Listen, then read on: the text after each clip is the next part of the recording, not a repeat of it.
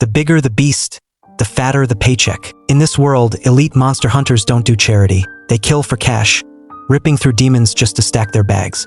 So, let's dive right into it. Our story begins in a remote Chinese fishing village, where a little girl plays by the water's edge while her father prepares for a long day of work. The girl is upset, crying because her father has to leave yet again. Desperate to see her smile, the father dives into the water, splashing around to make her laugh. But in a split second, the playful atmosphere shatters. Something beneath the surface grabs him, pulling him under as he thrashes in absolute terror. Completely oblivious to the nightmare unfolding before her, the little girl just giggles, thinking it's all a game. Moments later, her father vanishes completely, leaving behind nothing but a chilling pool of blood. Terrified by the tragedy, the villagers quickly call upon a self-proclaimed demon hunter. He arrives with grand theatrics, chanting spells before tossing explosives into the water. A massive detonation rocks the river, and to everyone's amazement, they haul up a giant stingray. The hunter confidently claims that this creature was possessed by the demon responsible for the father's death. Relieved, the villagers breathe a sigh of relief and shower him with gratitude. But the illusion doesn't last. A young man named Tang steps out from the crowd, boldly announcing that this is nothing but an ordinary, harmless stingray. Tang reveals that he is a real demon hunter, a disciple of a Buddhist monk. Exposed and defensive, the fake hunter immediately turns the crowd against him, framing Tang as an accomplice to the demon. Blinded by rage, the mob ruthlessly attacks Tang, binding him tightly with ropes. Believing the danger has passed, the villagers plunge into the water to celebrate. As they swim carelessly, Tang watches helplessly from his bonds, knowing the real terror is still out there. In an instant, their joy turns to pure horror. A colossal, monstrous beast breaches the water, swallowing a woman alive before anyone can even scream. Panic erupts. The villagers rush toward the shore, falsely believing they are safe on dry land. They couldn't be more wrong. The monster extends a horrifyingly long tongue, whipping through the crowd and snatching people right off the banks. In the chaos, the little girl runs toward her mother, but the beast pins her down and begins dragging her into the deep. The villagers rush to her aid, severing the monster's tongue at the edge of the bridge. But the creature launches itself high into the air, snapping its jaws and swallowing the child whole. Devastated, the mother leaps into the river in a desperate, final attempt to save her daughter. Meanwhile, Tang frantically chews through his ropes. In the water, the mother finds herself eye to eye with the furious beast. Paralyzed by fear, she begs for her child's life, but the ruthless monster devours her too. The creature's sheer size causes the surrounding wooden structures to collapse, throwing the crowd into a total stampede. Amidst the chaos, a toddler slips away from his mother, sliding straight toward the deadly water.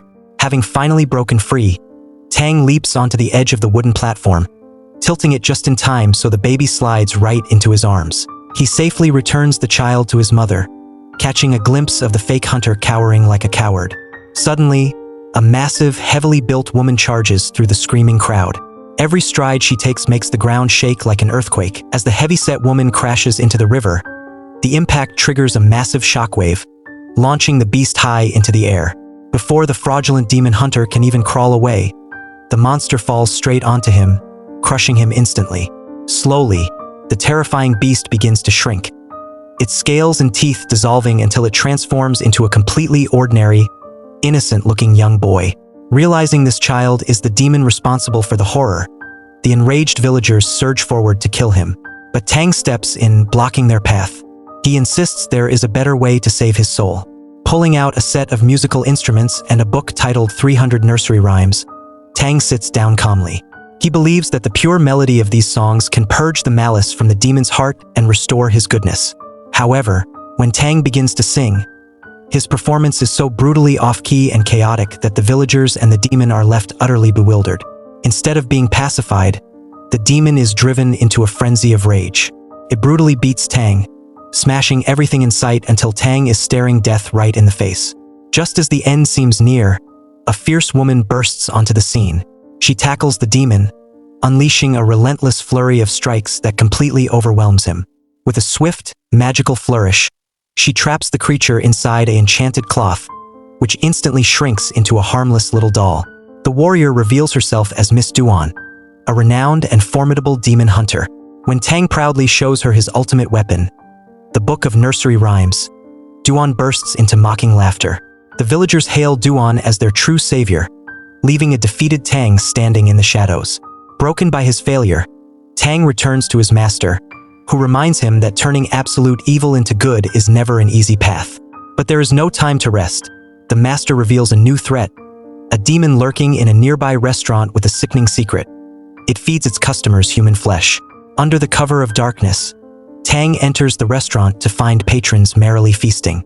A smiling hostess welcomes him, but Tang instantly sees through the illusion and demands she reveal her true form. Exposed, the demon lunges at him, sending Tang scrambling back in fear. Fortunately, Duan arrives in the nick of time, obliterating the hostess into ash with a flurry of punches.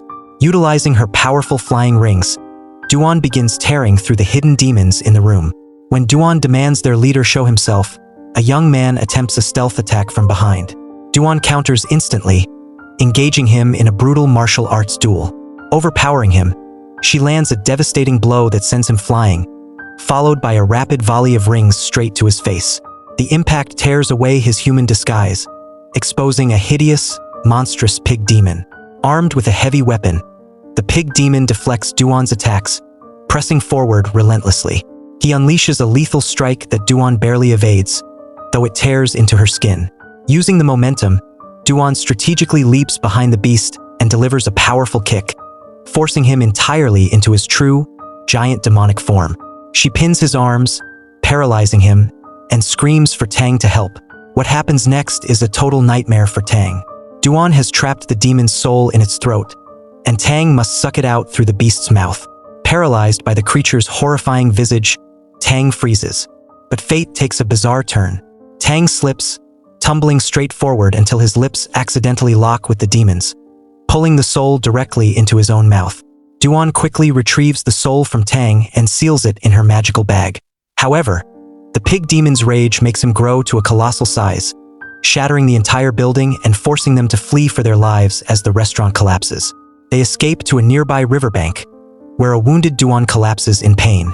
She directs Tang to press down on her wounds to stop the bleeding, but the sheer panic and tension cause Tang's own nose to bleed profusely. When Duan closes her eyes and leans in to kiss him, Tang snaps back to reality. Remembering his sacred vows as a monk, he panics and flees into the night, desperate to avoid the entanglements of romance and worldly responsibilities. The next day, Tang confesses his failure to his master. The master explains that to defeat the pig demon, Tang must seek the help of the king of demons, the hyper-powerful Monkey King, who was imprisoned beneath a massive stone mountain by the gods 500 years ago for waging war on heaven. That night, while traveling through the dense forest, Tang is suddenly surrounded by a band of armed mercenaries. To his surprise, they reveal themselves to be Duan's crew. Duan appears, fiercely determined to marry Tang on the spot. Tang steadfastly refuses, explaining that his path of enlightenment forbids exclusive love. He must love all beings equally. Enraged by his rejection, Duan locks him in a room. Seeing her sister's despair, Duan's sister advises her to embrace her feminine side and use a seductive dance to win Tang over. But after witnessing Duan's hilariously awkward and aggressive dance moves, her sister realizes they need a completely new plan. To fix the awkward situation, Duan's sister slaps a magical compliance amulet onto Duan's back, allowing her to remotely control her movements from outside and force her into a graceful dance. But the spell violently glitches. Instead of dancing, a puppet-controlled Duan begins to brutally beat Tang. In the chaotic scuffle, the amulet flies off and accidentally sticks onto Tang. Stricken with guilt, Duan bursts into tears and flees the room. Outside, her sister continues the routine, forcing Tang to perform the exact same ridiculous, clumsy dance moves. Hearing the bizarre commotion, the guards rush in, and misinterpreting Tang's erratic flailing, they beat him to a pulp. Thankfully, Duan's sister steps in to stop the guards, saving Tang's skin. But their brief moment of peace is instantly shattered by a wave of pure dread. The relentless pig demon has tracked them down. Without wasting a single second, the crew piles into their carriage and floors it. The monstrous beast rapidly gains ground, on the verge of crushing the vehicle. Desperate to protect Tang, Duan makes a split-second choice and shoves him out of the moving carriage. Moments later, the demon collides head-on with the carriage, smashing it into splinters. Miraculously, everyone survives, but they now find themselves cornered by the beast, who is hungry for revenge after his last defeat against Duan. Just as they begin to count their final breaths, a mysterious martial artist crashes into the fray, radiating a ferocious, lion-like aura. He unleashes a devastating strike, launching the massive demon into the air. With one final, crushing kick, the warrior deflates the monster's power, forcing it to retreat into the shadows. He reveals himself as a rival demon hunter, accompanied by Mighty Foot and a bizarre nobleman named Prince Important. The eccentric prince is flanked by four beautiful caretakers, whom he orders to constantly shower him with flower petals. The tense atmosphere takes a hilarious turn as the nannies repeatedly call him Prince Important in a robotic, mocking tone, completely embarrassing him in front of everyone. An intense argument quickly breaks out among the three elite hunters over who gets to claim the massive bounty on the pig demon. Watching them bicker, Tang explodes with righteous fury. He berates them for being arrogant mercenaries driven purely by greed and vanity rather than the noble duty of a true hunter. Turning his anger toward Duan, Tang demands his book of nursery rhymes back, screaming at her for wasting his time. Pushed past her limit, Duan snaps. She rips the book to shreds, scatters the pages into the wind, and strikes Tang, shouting that he would be nothing and long dead without her protection. Tang silently gets up to leave, only to see Duan immediately trying to flirt with Prince Important just to make him jealous. Refusing to give her a reaction, Tang walks away, leaving a tearful and heartbroken Duan watching him vanish into the distance. After a long and grueling journey, Tang finally reaches a bizarre, isolated mountain covered entirely in lush lily pads despite the bone-dry terrain. In the center lies a massive crater housing a gigantic lotus flower. Without a moment's hesitation, Tang leaps into the abyss. At the bottom, he is instantly ambushed by a wild, frantic man who wraps him in a crushing embrace and begins kissing him wildly. Tang immediately realizes this unhinged figure is Sun Wukong, the legendary king of demons. When Tang asks for his help to defeat the pig demon, Wukong scoffs. He has no interest in helping anyone. His only goal is to escape his ancient prison, and he tries to trick Tang into shattering the divine seal. But Tang is no fool and refuses to fall for the trap. Enraged, Wukong tries to break free on his own, but the enchanted roots of the cave instantly bind him, thrashing him like a whip. Witnessing his agony, Tang's heart softens, and he quietly hands Wukong a banana to soothe his pain. Munching on the banana, the Demon King calms down and reveals the pig demon's ultimate weakness. He explains that the beast is still deeply haunted by the love of his deceased wife. If a beautiful woman performs a seductive dance under the full moon, the demon will be helplessly drawn to her, allowing Wukong to easily trap him in the cave. Right on cue, Duan drops into the cavern, having overheard the entire plan from above. She boldly volunteers to act as the bait. Tang angrily commands her to leave, but Wukong uses the opportunity to flirt with Duan under the guise of teaching her how to dance.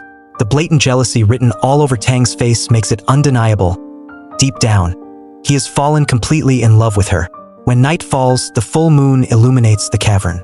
Duan begins her mesmerizing dance while Tang plays the accompanying music. As she sways under the moonlight, Tang feels himself drawing closer to her than ever before. Suddenly, a blood-curdling roar echoes through the canyon. The pig demon has arrived. Operating from within the shadows of the cave, Wukong cleverly taunts the beast, telling him to look beneath the lily pads. The moment the demon bends down to inspect the trap, the powerful divine seal activates, instantly dragging him into the abyss. Using her magic, Duan seals the weakened pig demon into a doll and places both captured demons into Tang's hands, urging him to use his knowledge to cleanse their souls. But the romantic tension peaks when Duan suddenly slides a ring onto Tang's finger, demanding they marry right then and there. Frustrated and conflicted, Tang harshly replies that he would rather chop off his own finger than be bound to her. The cold words strike Duan's heart like a dagger.